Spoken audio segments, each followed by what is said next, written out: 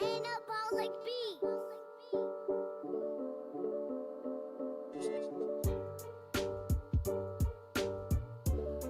Yes, yes.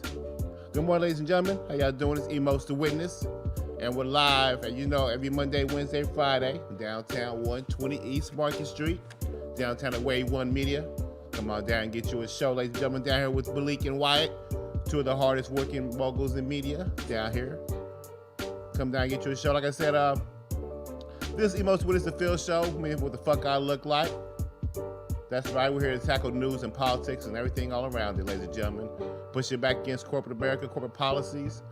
Push against corporate America and the political Congress halls, the Congress and all the issues we're going through in the day. Pushing back and holding people accountable. Addressing the news. Digging into issues ranging from current events to foreign policy. Is looking back and seeing what's going on in the society. Where's our voice? Who has our back? So as we go through the news and all the issues of the day, let's find the truth. Let's be witnesses. So Malik, let's get into it. Let's cut down some background music going on. Let's get into the news.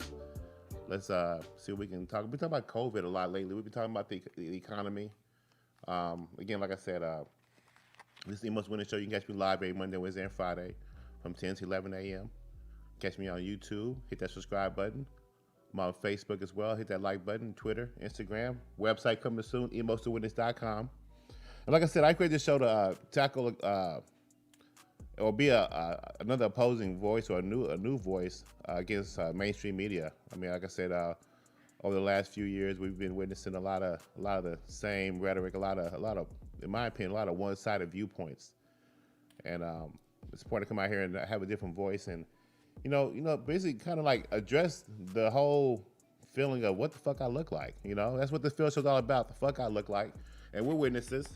And what we're trying to do is we're trying to go on and go through the news and make sure we understand the truth, understand what's really going on, what we're being told, who's deceiving us, who's in our corner. Going through all the issues in politics of the day, and also protecting the Constitution. What I've noticed, what I've witnessed over the past few years, that's been under attack, from censorship, from attack on our guns, freedom of speech, freedom of protest, and I'm really frightened and really concerned about big tech and how our voice is being either skewed a certain way, or our viewpoints being skewed or pointed a different way, or how we're being censored and the content we receive, or even the displaying of that content. Where can we lend a free voice without it being tampered with or being subjected to only a certain amount of people or a certain group? When the corporate America, when companies and entities get too powerful, it's our job to regulate them. It's our job to pass laws and have regulations on the book that kind of suppresses, a situation where it can be overburdened to actually lend your voice to society because of another powerful entities blocking your way. So there's greatness to this country, and there's checks and balances in place, and we have to use them, and we can't let them be stomped all over the place. And so that's why I say, come out and get you a show. Come out here and get you a show. Develop your show. Whether you're writing articles, whether you're debating at a coffee table, stay informed. That's what this show's all about, is to bring you politics and news and issues that you may not see on a day-to-day basis. We can have conversations about these matters and be able to hold our congressional leaders on a state, local, and national level accountable for what they say and how they act. We can't no longer let this stuff permeate through our society and not do anything about it, ladies and gentlemen. We have to step up. And so I aim to do that here at the Emos Witness Show. Like I said, hit that like, subscribe button on YouTube. Like I said, Facebook and Twitter, Instagram, all that good stuff. We have a website coming out soon, and you'll see a lot of editorials on there. Hopefully, we'll do, as we grow, as we all become witnesses together, this show will develop into a powerhouse where we can have a powerful voice and we can have an impact in our society based on what we know and how informed we are. So, other than that, though, I hope everybody had a great weekend. The weather's picking up. Things are getting really nice out here. We're still in that COVID battle. And like I said, we're heavy in the vaccine stage, right? We're in the stage right now where we're trying to get everybody that herd immunity, right? But there's still that speculation out there. There's still that worry, that fear, that unknown about taking the vaccine. Some people are glad to take it willingly. Some people are hesitant, of course. It's a mixed bag out there. But it's all about getting back to normal. Me on a personal level, I'm just happy to kind of get back to normal as a parent. Like Malik, I'm back now. Like my wife's back in town. So I know I told you that already. So it feels good, man. It's almost like a mini vacation. As parents, we have kids, man. It's like hard to get that nap in. It's hard to get that freedom. So any kind of little bit you can get, is amazing. So it's cool being back to normal as being a parent. I'm doing the normal parent shit now. I'm doing the normal goofy shit that I used to always do, like drop my cell phone multiple times, until it breaks, until you got to get it replaced. I'm bad with phones. I'm horrible with phones, man. Like I'll drop that shit like 4 times, but I'll drop it like 4 times in the car, and then I'll drop it like 1 time or 2 times getting out the car. But the impact is so dire. If I drop it in the car, it'll like smack the hardest part of the car, and it'll crack the whole screen. And then I'll be pissed about it. It'd be on my mind heavy. Park the motherfucking car, got the car, and fall by lap onto the concrete. Same motherfucking moment, all in one motion. Is that old age? What is that, Malik? Do you do that shit? Do you leave your phone in your lap and then get out the car and let it just fall all over the concrete? I think that's maybe happened once in my life. In your life. Man, that shit's like twice a week for me. And that shit's like, man, it's a pattern of, it's like a damn, like a condiment. It's like a brush, it's like brushing your teeth for me. It's like if I got a burger, I need ketchup. It's like if I answer the phone, I gotta drop the motherfucker. It's gonna fall. I don't know what's wrong with me, man. I don't get it. It's like I slowly, it's like I get a new phone, and I know how much it costs. It's like I slowly undress it. I slowly undress it to get it ready for breaking. Like, the lady tells you, say, hey, go out and, go get you a case, get you a screen protector. My dumb ass, I go get the screen protector, and like a little kid, I find a way just to take the fucking screen protector off and not put it back. Like, not the case, but like the little phlegm. That's just important. I didn't realize how important that thing was, protecting the glass on your phone. It's a little sheen, Look, I'm like a little kid sometimes. Like, I'll pick at stuff. So a little screen on your phone, I'm just looking at it at the stoplight. I just peel the motherfucker off. And I'm like, okay, Emos, that protects the screen, dumbass, of your phone. So now if you look at my phone, I got like cracks all over the place. So I don't know. Like I said, I don't know why I went there with it, but the fact of the matter is, I'm back to doing dumb shit. I'm back to from real. I was a single parent for 2 months in boot camp. So I wasn't doing that much dumb shit because I was like on like high alert. I was like on that 10-4 like boot camp shit, like alert. So now I'm back to like, okay, I got a little safety net, so now I can go back to doing dumb shit. Like my keys in the car, let it, knowing that's about to be a storm, but put my fucking umbrella in the house. You know what I'm saying? I really did that shit like 2 days ago, man. Like, I literally looked at the news and said, oh, it's gonna rain today. Okay, well, I'll get a car wash. And not only will I go get a car wash, I'll take everything out the car and put it in the house, including the umbrella. Forget the fact you're getting a car wash during a storm, dumbass. But now you have no umbrella in case you get wet all day while you're out. So it's like, I really like that. And so if people understand as a parent, you're always trying to get better. You're always trying to get wiser. You want to grow up. You want to grow old to be that old man in the driveway with the barbecue grill, with the fucking Fred Flintstone calf leg muscles, and you're like 85.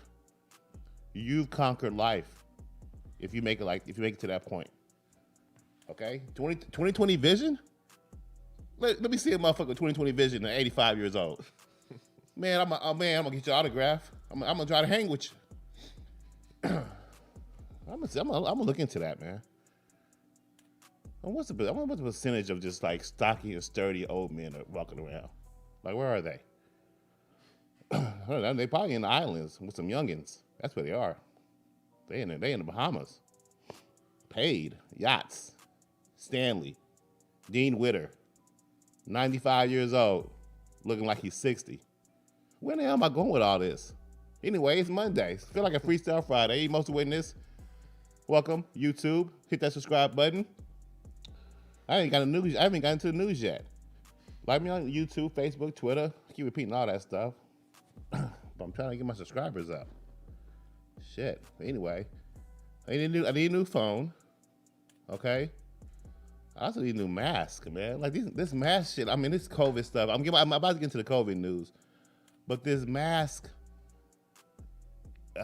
man, this is here to stay, isn't it? I guess. What do you think? Is the mask here to stay? Do you think 10 years from now you'll still be wearing a mask, Malik? You talking about like a COVID mask? Yeah, COVID mask. Yeah. I don't wear one now, so shit. You say you don't wear one now? Fuck no. You don't wear a mask? No, I never have, never will. I'm not a. Oh shit! What are you talking about? How do you get your nourishment? How do you get your food? How do you go to the gas station? How do you go to the store? Okay, that's when I'll bow down to the man. But that's what I do though. I do the same shit. I don't purposely wear a mask. I'm not the dumbass that wears it in the car or like jogging and shit. Like to me, that's like my wife was telling me the other day. You got to wear your mask like on Southwest Airlines. You got to wear your mask like all the way up on your nose. And they got some lady walking up and down like checking your nose. If you don't wear the shit right, they're gonna really dock you with it. For real, I can't breathe in a motherfucker, man. Like as soon as I get out the store, I take it off. I mean, as soon as I get in the store, I pull it down improperly off my nose. Yeah, I do the same. Yeah, all that shit. I try not to wear it, but it's here to stay though. You know what I'm saying, right? What you think is like 10 years from now? They're gonna say, "Hey, sir, where's your mask at? You want some popcorn?" At the concession stand, like you had a concession stand at a basketball game. You gotta wear the mask, man. If you're in line. You're saying in 10 years you think people will still be? Man, this shit is like money making too, man. You know how many mask motherfuckers are selling out here? They're not gonna want to stop that. You know what I mean? They got different designs. Bitches walking around with rhinestones on their face. See, I think they're here to stay. I think the mask is here to stay. This is gonna be different various forms of it. You know what I'm saying? It's gonna be like you're gonna have that mask where you can press a button on your temple and it come out your forehead like a glass little shield that comes over your face when you want to talk to somebody right away. But I think that it's here to stay in some kind of form. It's gonna be like an optional thing, not mandatory, but some establishments are gonna require it. I bet a lot of medical facilities will. But like, I mean, shit, man. Like, I got these fucking bumps on my face, man, because this damn mask. You know what I'm saying? Like, I washed the mask, man. I got this cloth, man. I thought, it was really comfortable, breathable. But the shit is breaking me out, and I don't know how to solve this shit. I know that sounds kind of like shallow and superficial American, but we know. Come on, you got some motherfucking bumps on your face. It make you feel a certain way, don't it? You gotta. My bumps are so fucking bad. I feel like I gotta explain it to people. I can't just walk up and talk to you without. I know you looking at my cheeks. I know you looking. And see, that's the advantage of the mask. You put the mask on, you can't see my bumps, but it's also causing more fucking bumps. You see what I'm saying? So anybody got any kind of suggestions? Hit the mic and shit. Anybody got any suggestions on that? Just, I don't know, hit the chat up if you can find me. Shit. Emos to Witness. Hit me up on YouTube. Hit the subscribe button. It's the Phil Show. Send what the fuck I look like. We all witnesses out here, y'all. Like I said, we go into the news, into the politics and everything. We're gonna dive to see who has our back or not, and we're gonna decipher all the truth. Okay, but what the truth about this damn mask, though? Okay, I mean the bumps are so bad. It's like I gotta explain this shit. It's like you see that lady with the black eye. You know what I'm saying? It's like it's so bad. She gotta explain it to you. She gotta say something because you're looking at her eye. That's how my bumps are. And she's like, yeah, I was holding the baby and he headbutted me. He leaned his head back and stabbed me in the eye. Yeah, you got triple T and double punched, motherfucker. 2-piece special in your eye. That's what happened. That's what happened. So you mean to tell me a baby headbutt your ass dead square in your left eye? Perfectly aimed forehead? The baby's like 3 months old? Really, lady? What you do? I'm sorry, that's the wrong question. It's not what you did. It's what he did, isn't it? I hate when I phrase the questions wrong because I get in trouble. I know it's the Me Too movement. It's not what you did. I know, understand. That's a good one, normally. Ain't that a good one? Yeah. The baby headbutted me. He leaned back too fast. I wasn't looking, and he hit me dead in the eye socket. All right, okay, whatever you say, lady. You have an extra mask. Is what I want to know. I ain't want to fucking even say nothing about your eye. I just want to know if you got on the mask. Because I'm breaking out. Noxema's not working. Proactive's not working. Let me get into the news. Shit. All right, so like I said, I wanted to get into the news. This is a real news politics show, which is what I'm trying to create. And you guys should also create your own little voice. Let's push back against mainstream media. Let's push back. Let's bring some more sources out here so you can be more informed. Not like I wasn't, rather. Like I said, I'm pretty sure I'm like one of you, maybe one of you 74 million Americans who maybe thought Trump was going to win the 2020 election. Maybe you were one of those, another 74 million of those Americans who thought Hillary Clinton was going to win in 2016. Bottom line is you got information from various sources, and you may have been duped. You may have been led astray. You may have been manipulated or something of that matter where you thought one thing and something else happened. So were you being manipulated? Or were you just kind of like living your day, not really know what's going on? Well, let's excuse me, let's change that. Let me be a source, let me be a guide, let me be a witness, let me be a middleman, mediator. I'll try not to give you my opinion too much, but I just want to give you the news as it really is. And let's together decipher, okay? And one thing I've been hammering on is the COVID, man. Like I said, it's been a lot of misrepresentation in the news, a lot of do this, do that, wear one mask, wear two masks, vaccine, 1 shot, 2 shot, which is good for you, which is not. Who's to blame? Where'd it come from? Can we 3 feet apart, 6 feet apart? Can our kids go to school? Can our kids not go to school? Who do we listen to? Who gets the credit? Who gets the blame? And it's frustrating, right? It's frustrating because, through all these pandemics where people's lives have been lost, there's a political game being played. There's politics being played. There's a money game being played. And like I've always stated in this show, in these episodes, as I hone the message, as I hone the show, and as we produce the show. It's the communication. It's the misrepresentation of the news. It's the difference in opinions or the mixed messaging, the confusion that we received over the past year and a half regarding this pandemic. You know, how serious can we take it? Right? Like I said, I'm under the belief that we got to open up. We have to open up. We have to live our lives. We have to be vigilant. We have to use all, trust ourselves, our conscience, and say, in my opinion, 30% of this is bullshit, right? Maybe 70% is bullshit, and the other half isn't. Maybe it's totally flipped. You give me all the reason in the world to think that. But what I would like to do, though, is give you a little more insight about how this shit may have happened.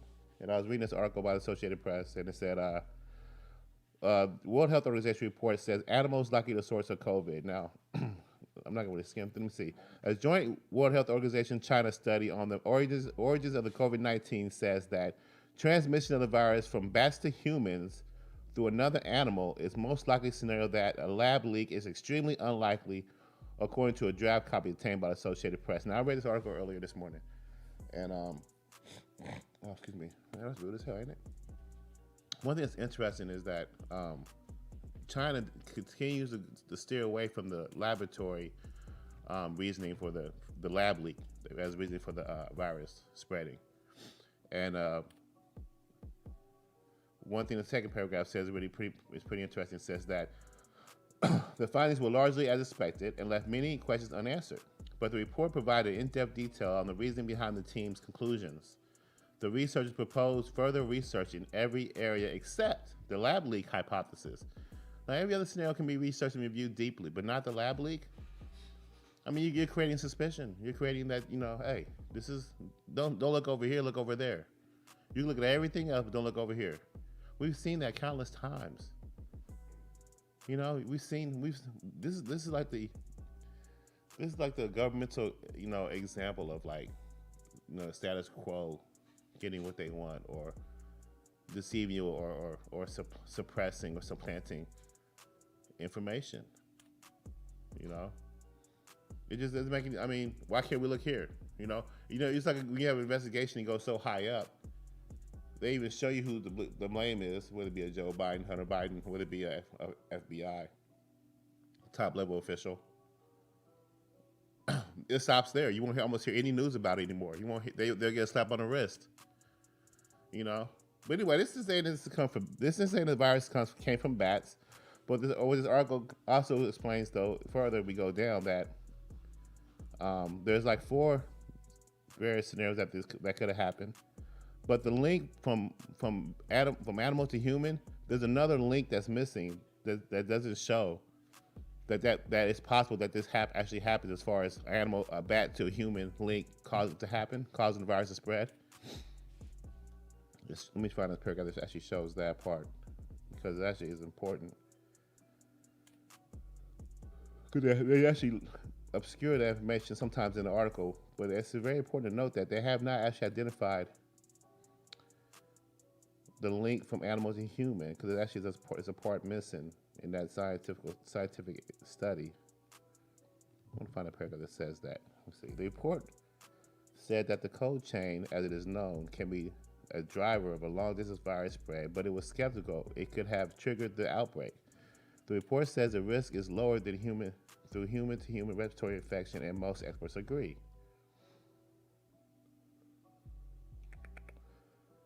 Okay, this is also interesting too. There says no firm conclusion, therefore, about the role of the Hunan market in the origin of the outbreak and how the infection was introduced into the market can currently be drawn. So there's no conclusion about the virus spreading from the Chinese markets as well. There was a lot of talk about the open seafood markets they have in Wuhan, where there's a lot of animals being sold. Doesn't actually confirm that it could have been from there as well. So, Chinese COVID first detected in January. Yeah, I can't find that part. Yeah, see, there it goes. Okay, here it goes. Yeah, the closest relative The the closest relative of the virus that causes COVID-19 has been found in bats, which are known to carry coronaviruses. However, the report says that the evolutionary distance between these bats viruses and the SARS-CoV-2, which is the coronavirus, is estimated between several decades, suggesting a missing link. So it is highly similar viruses have been found in pangolins, which is another mammal, that mink and cats are susceptible to COVID virus, which suggests they could be carriers. So there's a missing link between the bats and humans. So we don't know that could be actually true that it came from animals, from bats per se. But it just shows that the Chinese government continues to want to kind of avoid reviewing the lab leak hypothesis, rather. Excuse me. A lot of the articles early on when this first virus outbreak first occurred last year, there was a lot of suggestion about lab researchers leaking and a lot of U.S. military issues, military conflicts with China over this virus being spread. How Dr. Fauci was in China at the Wuhan lab a year before. It's like a lot of things to kind of think about. And when you see articles like this, you wonder, they're still trying to find out what happened, who's to blame. A lot of unknowns, even with the research today. It makes you skeptical, want to take this virus, take this vaccine. I understand completely. A lot of pressure, a lot of decisions to make America, and it's on you to kind of decide which way you want to take your family on this. It was interesting. I was I was actually listening to not listening, but I was reading an article from Athletic about NBA players not speaking out about taking a vaccine and how that relates to how that's dangerous, and how they speak out against all these other issues and all these other protests about other conflicts and whether it be police brutality, whether it be issues overseas with China, but they don't want to speak out about taking a vaccine. And that's different. I mean, that's your body, that's your health. To me, that is personal. To me, that's your family. And that's a decision you got to make on your own. A decision you got to make with your family. I don't think that, and like I said, definitely with the mixed messaging, and definitely with all the unknowns, you don't really want to promote anything that you don't know too much about. And if you're just doing it just to kind of push an agenda that maybe you don't support, I think that's very dangerous. I think, like I said, I think you shouldn't be forced to do something you don't want to do. And if you don't want to speak out about something, I mean, like I said, there's a lot of gray, there's a lot of back and forth on these topics. But when it comes to like these political issues, when it comes to these hot topics, social issues, how much of it do you bring into the workplace? How much do you bring in that protest into the workplace and affects one of your coworkers who may not support you or believe in you, or maybe you want to go home and do a 9 to 5 and go home and eat the Cheetos? They don't want to say they don't want to go to work and see politics in their face. They want to go and push their paper. So, I mean, I can understand that, if there's NBA players who don't want to speak about something they don't necessarily support, nor do they want to kind of bring those issues to the table at their job. And I understand that people do have a certain iconic level to them where they do got to speak out because of the influence. But that's where it should stop, at that individual, based on their choice. And how it's measured in the workplace, and how a level they bring to the workplace is, I guess, kind of up to that job and how much they support it, that industry. But yeah, I think, I just think that, this vaccine and this COVID topic is very, perplexing, very, it's crazy. It is. And I think to each his own. You got to be informed, and you got to just kind of make a decision based on, how you feel, what's best for you and your family as far as taking the vaccine. Here at the Most Witness Show, I'm not taking that motherfucker. I'm sorry. I'm just not gonna take it. I'm gonna wait and see what happens. I'm gonna do it in the barbershop in the corner, wait to see what's going. Is there gonna be a fight today? Someone gonna walk in and start some shit? I'm just waiting to see what herd immunity looks like. I'm waiting to see if these bumps on my face go away. I'm waiting to see how people react to all this stuff. I hate to say that. I mean, it's kind of like, what am I really saying, right? I'm saying I'm waiting to see if anybody dies like 10 years from now. Like, it's going to be mass fallout.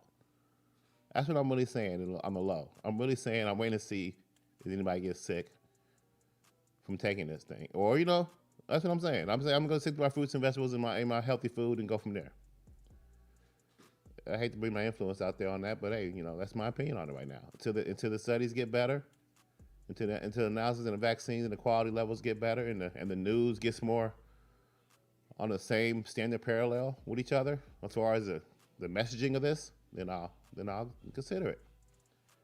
But it's too much. It's just a money game. It's just too much going on. Like I said, there's an article about capitalism, how capitalism will defeat COVID. I'm gonna skip this Fauci one because I don't even want to talk about Fauci anymore. But there's an article about capitalism. Will it defeat COVID? So the vaccine revolution. Look, this is the vaccine revolution didn't happen on its own. It's a product of decades of planning and investment. See, it's a big money game from the mass, the PPP, all that. You look at AstraZeneca, you look at Moderna, you look at Pfizer. Half the articles are about, hey, we do one shot, we're cleaner. We do two shot, we can get you, we'll get you healed in 3 hours. Come on down. You know what I'm saying? It's like they're marketing you. Do they really care? Therapeutics, all that stuff. This has been years in the making. And then what you do, once you get it all set up and all planned, ready to go, what happens? What happens? Boom, a pandemic pops up, a COVID pen from a bat, right? Now everybody's taking shots, everybody's taking these competitive shots, and it's like, obviously it was years in the making. So capitalism is gonna save and defeat COVID. No, nothing we're doing. This 6 feet apart shit, so wasting time? 6 feet apart, mask, staying in our homes and living in fear, all that doesn't matter. Let capitalism do it. Let's get out there then. All right, liberal cities, let's open up. All right? Yeah. What's going on? Oh man, good question. Yeah, don't let the heavy breathing fool you, America. You know what I'm saying? I'm just a little overweight, but I've not been sick. Knock on wood. I have not been sick in years, man. Honestly, I can't even remember. You know how you have that post nasal drip, when it's seasonal, like when you're going into like fall or whatever. Yeah, that's what they call that shit. Yeah, maybe like for like a day, just kind of blow it out and I'm done. That's really it. No, man, like I've never had it. Look, knock on wood, man. This question's kind of, oh, you get it now. You hate to say it, you know what I'm saying? Like you answer the question, like I've never had, and then you get the shit the next day. But no, I've never had a headache. I promise you, man. I've had hangovers from drinking, and like, oh man, But I've never I've had that conversation before. Like I remember having that about 6 months ago. I was like, man, I've never had a headache. I can recall. I can think of.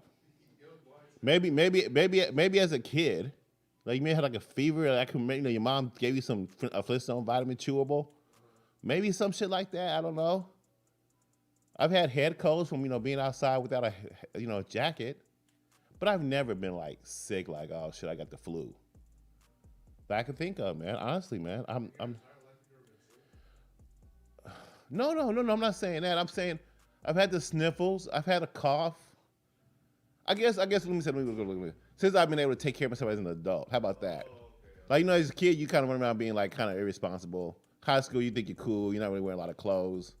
And you may get some shit, but you can knock it out in a couple of days. You're still going to school, class.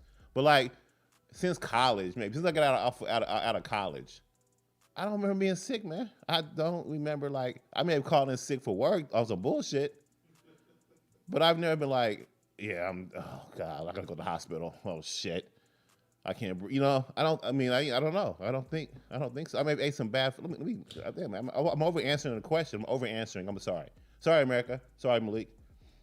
But no, I don't think so. Have you? Have you been sick recently? No, but that's why I brought it up, because I feel like ever since COVID started, like everybody had on a mask.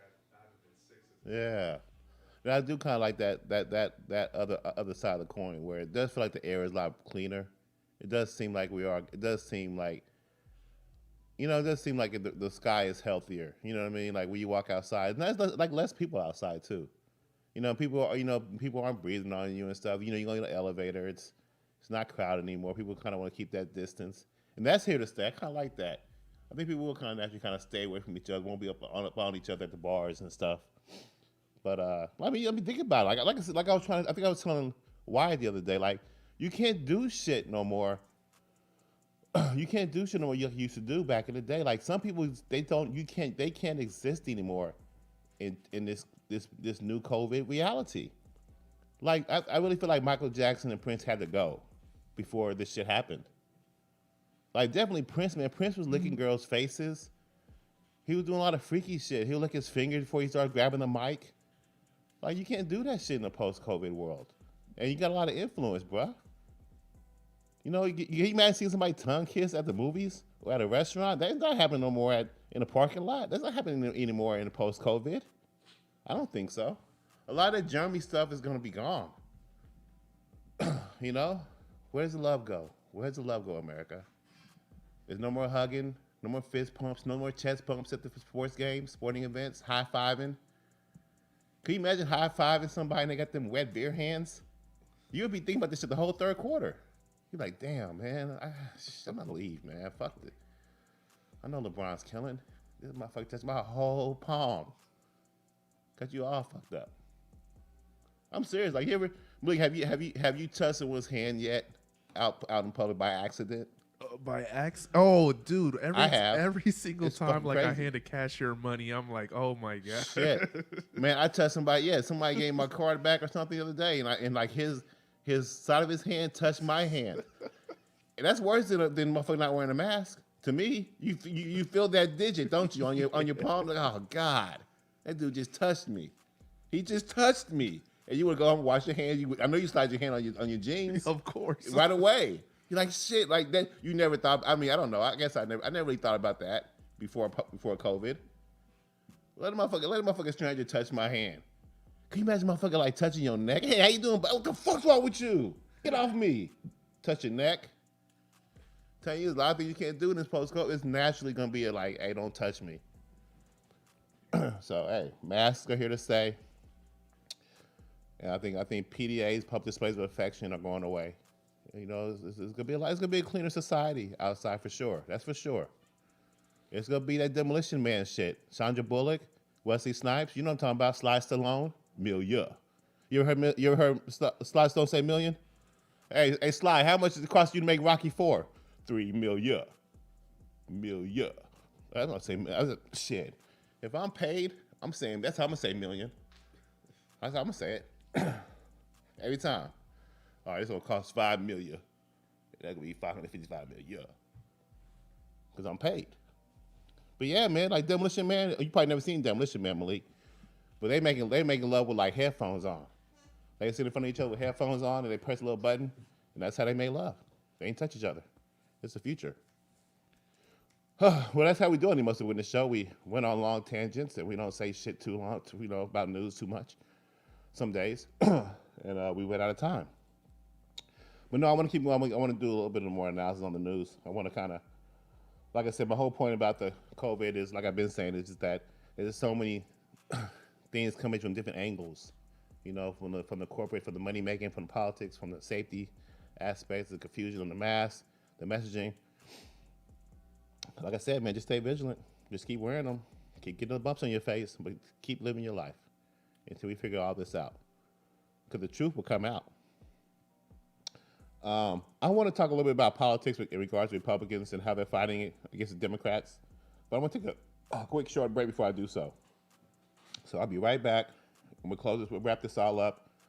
We'll talk about the Republicans, and we'll go into a little bit about Joe Biden and the economy. Emotional Witness Show, Phil Show. Fuck I look like. I'll be right back.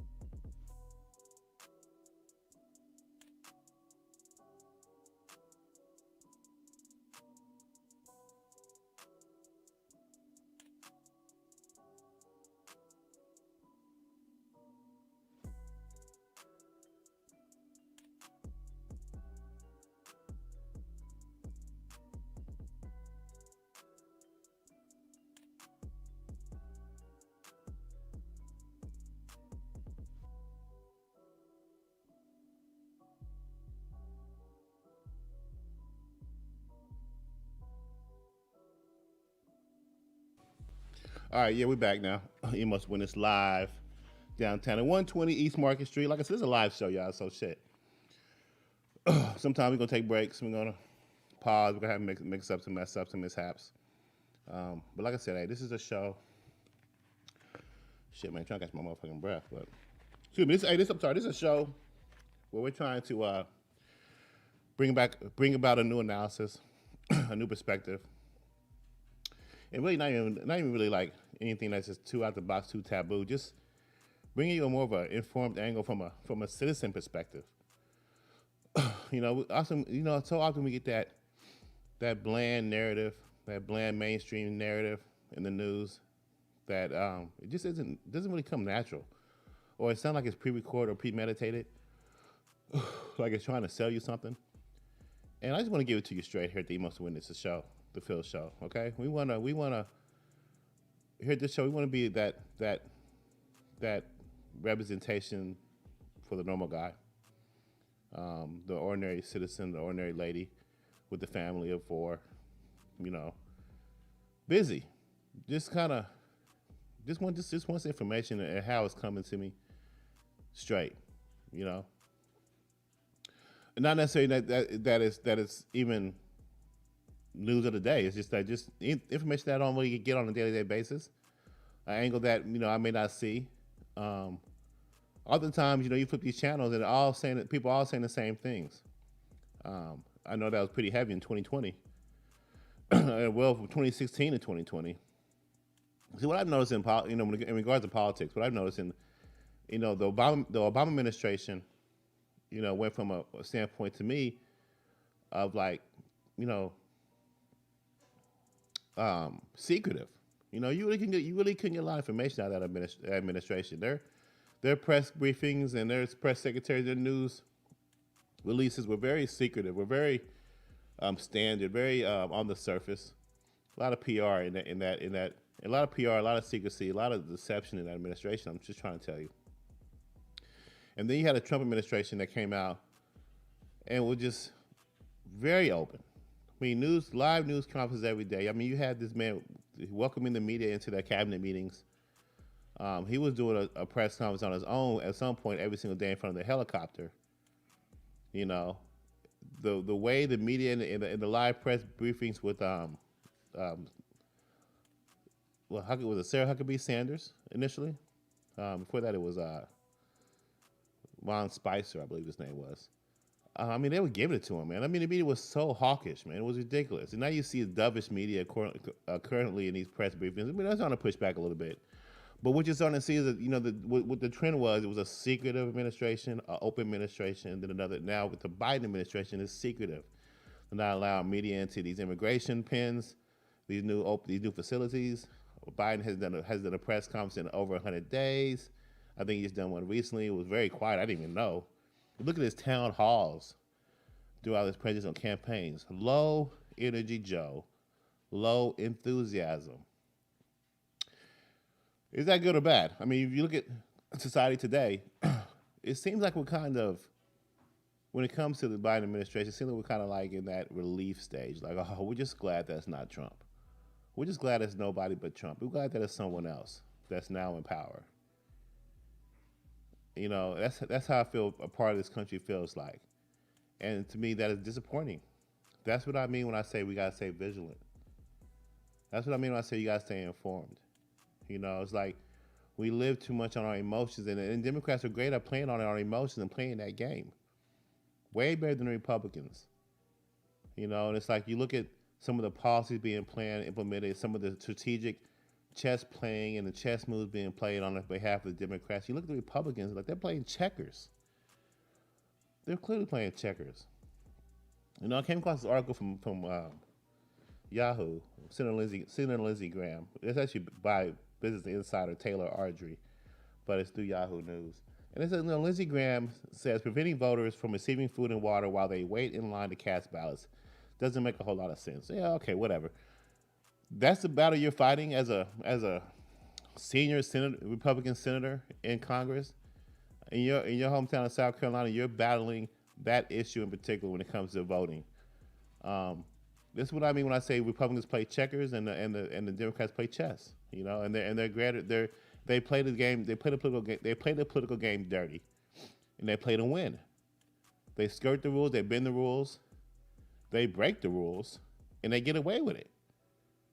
Republicans, they break the rules and get exposed if they try to, and they have a horrible comeback. They have a horrible defense 9 times out of 10. You know, sometimes when their political battles are their political wins are by accident in a lot of ways. The whole Trump thing, the whole Trump election could be considered an accident, but it wasn't. It was a planned strategic move by one individual that thought he could win. But the benefits the Republicans received from that was an accident, and they squandered it, and they continue to do so. Halfway supporting their previous leader, who now controls the party, by the way.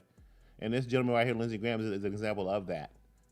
Wishy-washy in some ways, supportive, not supportive, a true establishment Republican. Just like there's establishment Republicans, establishment Democrats on the other side. And I've been harping on that for a while now. Of course, we gotta get rid of this old leadership in our governments. Definitely when they're not for the people, when they're just lining their pockets over the decades. I can name all of them. I mean, Maxine Waters and the you know, all of them, from, you know, Nancy Pelosi, Chuck Schumer, all of them. Mitch McConnell, they all on their pockets. It's not nothing new. You know, it's who can talk the game the best. Obama wins that right now. He's a supreme shit talker. But when you're fighting battles about food and water and lies, you know, understand that there's a you know, an acute political influence there, I guess. I mean, I voted. I went to go vote last year's election at St. Luke's Church. There was a couple taco stands out there. You know, when I was waiting in line, there was people out there serving us tacos for free, and you know, I appreciate that. But she didn't say, "Hey, vote Republican" when she gave me the tacos. I didn't feel a certain way. I felt that was great. You know, I'm a little hungry. This line's pretty long. You know, does food have a political sway? If I go to a parking lot to go vote and I get in line and there's tacos, I say, okay, you motherfuckers got tacos. I'm definitely voting Democrat. I feel it in my bones. If I get to a parking lot and it's like peanut butter and jelly sandwiches, am I gonna vote independent? You know, I mean, I don't think that matters, Lindsey. No one's gonna fucking matter or remember that you supported food and water. We're not gonna remember that. So I mean, you're fighting these battles that you get your ass kicked in midterms in 2024. Well, apparently not you though. I mean, you've had some close battles in your local elections, Lindsey, but you're still here. You're still here. Trump's gone. And you're still here. What did you do in the last 4 years that requires you to still have that seat? Just shows you, man. When you have your grips on power, it's hard to unseat and usurp that and change that. Our leaders come and go, but some of these old heads still stay. And we don't know their names enough to call them to the seat, to the fire, and make sure we hold them accountable when it comes to election season, because we don't fucking know their names. So they're just always there. While your president, your VP, and all the others get all the heat. Now, no one's clear from any kind of, you know, accountability. Everyone needs to be held accountable, no matter who it is. But I'm just saying, Republicans, and I'm not Republican, but I'm just saying, if you guys want to win in 2022 and 2024, you got to play the game a lot better than worry about this kind of shit. When you got Democrats playing to win, when you got President Obama and Eric Holder doing gerrymandering in various states, you know, when you see laws and absentee ballot rules being changed before an election and after an election still today, where are you guys in those battles? Where are you guys in those battles of securing voter integrity? The show's live, y'all. That's what I'm trying to tell you. Hit the subscribe button, YouTube, Facebook, Twitter, Emo's The Witness. The Phil Show, saying what the fuck I look like every Monday, Wednesday, Friday from 10 to 11 a.m. Wade One Media. Okay, you catch my episodes on Spotify as well. Like I said, YouTube, hit all that stuff. Website's coming soon, so you start seeing more content, more information, and we're talking this show a lot better. We'll grow together as witnesses. Okay, and we'll push back on corporate BS and from all industries, but mainly politics. Mainly the halls of Congress. Okay. Let's lend a new voice. Let's lend a new helping hand. So, like I said, like I said, I know that Trump is in control of the Republican Party, and that's a good thing. You can see it by the numbers, you see it by the vote, and by the enthusiasm from his followers. Now, as time goes, his influence can wane just by simply the matter of time passing. Like I said, a lot of Americans are just happy that there's a change, that there's not a lot of noise anymore in the political realm as far as this pushback and arguing and rhetoric. Some people like me, it don't bother me. Politics is a dirty game.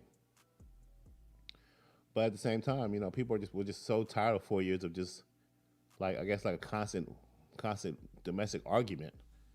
And they just all kind of feel like this, and plus COVID, so everybody's kind of chilling, kind of like, okay, I need a break, and that can, and then that can cause a change in 4 years. People may actually like it the way it is, despite all the corruption in the background, all the unanswered questions. That's dangerous because slowly your rights are being eroded.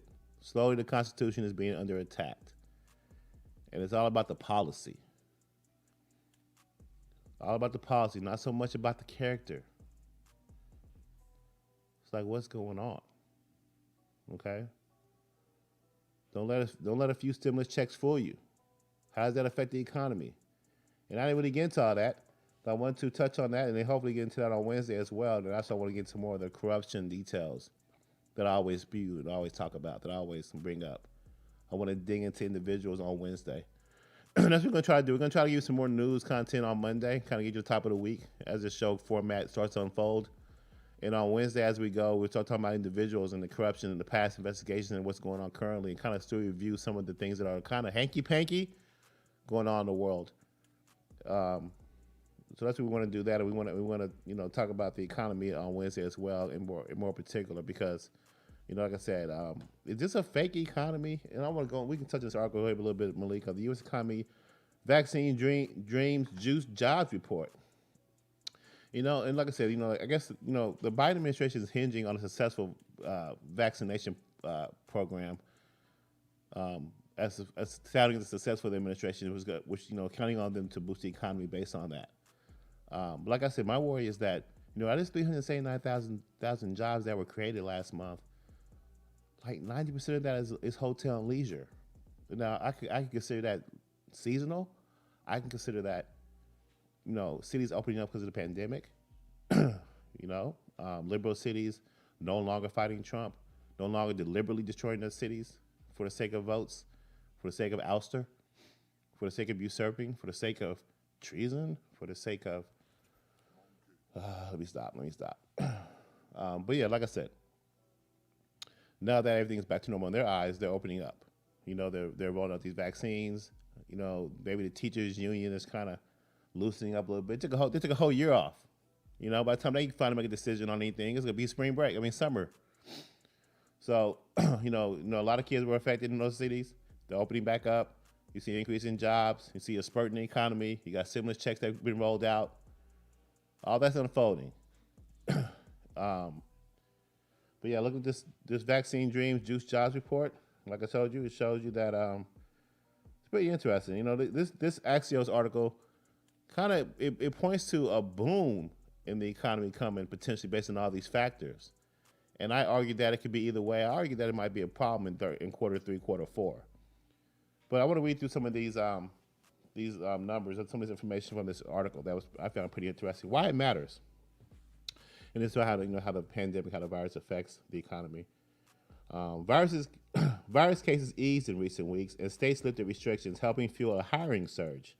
It's proof of how much control the pandemic has over the job market. The clearest signal: The bounce back was largely driven by hiring in the leisure and hospitality sectors, which came even in the dead of winter.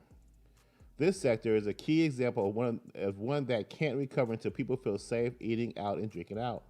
Now, the bad news is that the job growth peaked with 152 million payrolls before the pandemic hit the labor market. Okay, so the best job growth since October. So before the election last year, we had a consistent job. I think I pointed out we had consistent job numbers of like 226,000 in like September. And it was a constant, either about average about 150 to 220,000 jobs created. And then we had a lull in November and December after the post-election. I don't know if that was just quarter four issues or political issues or maybe the pandemic, but everything seemed to drop after the election as far as the jobs growth goes. But of course, it jumped back up as we opened back up at this last month. And like I said, I worry about the other industries. I mean, 90% of that came from one industry. Go about how are we progressing in other areas?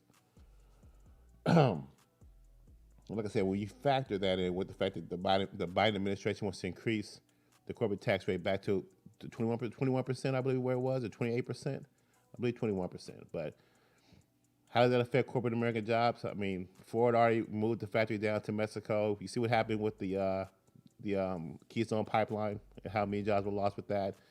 So increasing the tax rate, how does that affect, corporations maybe leaving again? How's that spur job growth? We have a big crisis on the border, immigration.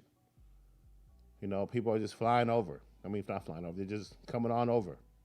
How does that affect wages? It doesn't increase them; it makes them cheaper. Resources draining. No, so I support immigration, just not illegal immigration. Let's follow the rules. Right now we have a crisis down there on the border. You factor that with a $3.1 trillion package after a $1.9 trillion spending package. You just gotta wonder what's on the horizon. But this article by Axios says there's promise to be made. And I'm gonna continue to tout both ends of the spectrum, but we do have to be concerned about inflation, debt, the dollar, global competition, and where we all playing at, and where we lying at as a country. Are these numbers real? Are these numbers fake? Are these positive signs? As we know with the stock market and everything, what goes up must come down. Between the lines, President Biden was handed the labor market hobbled by a pandemic. Its recovery hinges on keeping COVID cases low, succeeding with mass vaccination, and getting hard-hit businesses to return to hiring. Now, February was okay, but at that pace, it would take 4.5 years to recover. We need more like 1 million jobs a month, says former economic advisor in the Obama administration, Jason Furman. Now, the job figures in January and February also came in the wake of improving case numbers and a $900 billion relief package passed in December. Now, this is pretty interesting. The bottom line, economists are penciling a roaring 20s-like recovery with eye-popping growth figures to boot as vaccines continue to roll out and the economy opens up. Now, there's a little, Jerome Powell, Federal Reserve Chair, said we have a significant ground to cover, costing that a complete job market healing won't likely come this year. So we're looking at like a 4-year recovery, and the jobs won't get back to a certain level until at least not until another year. So you have all these different pieces, right? You have all these different angles you have to look at, and they're all colliding at certain different times. How does that affect our dollar? I mean, like I said, our dollar's pretty strong. If people are from this Axios article are promoting a possible strong economy in the future, going down the line, then that's wonderful. But we still have to watch the tea leaves, and we still have to watch the spending, and we have to open up. We have to do these things in order for it to happen. So if we open up, it will spur the economy. If the infrastructure deal is genuine, meaning that if it can spur the economy and actually the resources be put in the right areas as far as rebuilding our infrastructure in this country, that would also spur jobs and in the market and our economy as well. So there are some positive signs, no doubt, but there are also some ominous signs, and we just got to kind of watch out for how our money is spent and where our resources are going. And we're still printing money, but we're just one of the strongest economies in the world, and we can do that. We still control it. And I just don't think that other countries and their policies and their programs are not as strong as ours. Capitalism is a great tool if used correctly. It spurs competition, it lowers prices. If you can breed out the corruption and breed out you can't really breed out the good old boy system. It's like it really is about networking who you know.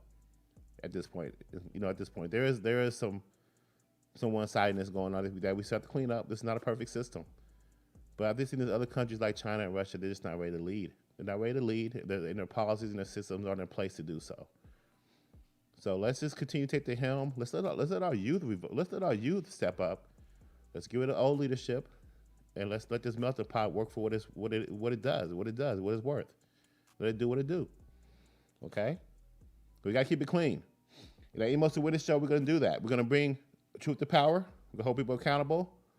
Our politicians, we're gonna dig into these policies, and we're gonna try to get them as clean as possible and be as informed as possible. So when we have elections, it's election season, we can be informed. We have great leadership in the future. Okay, but I'm gonna get up out of here, you guys. We're gonna talk more about that on Wednesday. We're gonna have a great start to the week. We see Emos to Witness, the Phil Show, coming to you live, baby. Saying what the fuck I look like. Again, hit that subscribe button on YouTube. I'm downtown at Wave One Media, 120 East Market Street. You come in here and get you a show, blend your voice. In the meantime, hit that like button. Catch me on Facebook and Twitter, Instagram. My website is coming soon, emostowitness.com. I look forward to talking to you guys again. We're all witnesses. Let's come together and let's make this country a better place.